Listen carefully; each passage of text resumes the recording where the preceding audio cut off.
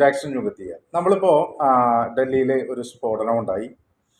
ഒരു തീവ്രവാദി ആക്രമണമാണ് സംഭവിച്ചത്. അപ്പോൾ ഇത് ചെയ്തത് സ്വാഭാവികമായിട്ടും മുസ്ലിം സമുദായത്തിൽപ്പെട്ട ആളുകളാണ്. ഇസ്ലാമിൽപ്പെട്ട എല്ലാവരും അങ്ങനെയാണ് എന്നൊന്നും ഇവിടെ ആർക്കും അഭിപ്രായമില്ല. എനിക്ക് തോന്നുന്നു കോമൺ ആയിട്ട് ഇവിടെ ആർക്കും അഭിപ്രായമില്ല. നമ്മൾ ഒരുപാട് മേഖലകളിൽ ഒരുപാട് വ്യക്തികളുമായിട്ട് മതപരമായിട്ടല്ലാതെ നമ്മൾ മറ്റു വളരെ സൗഹൃദത്തിൽ ജീവിക്കുന്ന മനുഷ്യരാണ്. ഈ പറഞ്ഞ ആളുകളൊന്നും അങ്ങനെ ഒരു തീവ്രവാദ സ്വഭാവമുള്ള ആൾക്കാരല്ല. നമുക്കറിയാം, അവരൊക്കെ നമ്മളുമായിട്ട് ഇടപഴകി ജീവിക്കുന്ന ആളുകളാണ്.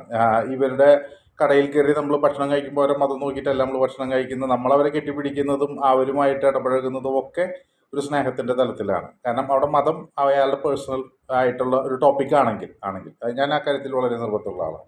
അയാൾ വസ്ത്രങ്ങൾ ധരിച്ചോട്ടെ, അയാൾ പ്രാർത്ഥന ചൊല്ലിക്കോട്ടെ, ഒക്കെ ചെയ്തോട്ടെ, പക്ഷേ അത് അയാളുടെ പേഴ്സണലായിരിക്കണം. എൻ്റെ അടുത്തേക്ക് മതം കൊണ്ടുവരാതിരിക്കുന്ന ഒരാളെ സംബന്ധിച്ചിടത്തോളം അയാളുടെ മതം അയാളുടെ പേഴ്സണൽ കാര്യമാണ്, എനിക്കത് അറിയേണ്ട കാര്യമില്ല. ഓക്കെ.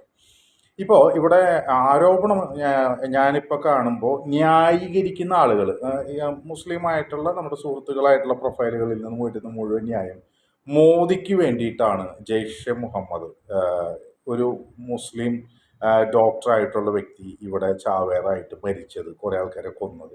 അപ്പം എൻ്റെ സംശയം, ഈ മോദിയെ ജയിപ്പിക്കുക എന്നുള്ളത് RSSൻ്റെ ആവശ്യമാണോ അതോ ഇസ്ലാമിൻ്റെ ആവശ്യമാണോ?